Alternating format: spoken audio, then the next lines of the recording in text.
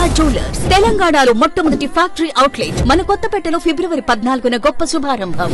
రైతు బంధు కూడా ఇయ్యరా? నియమ ఇస్తే ఇచ్చినవి ఇవ్వకపోతే ఇయ్యలే, ఇస్తే ఇచ్చినవి ఇవ్వకపోతే ఇయ్యలే.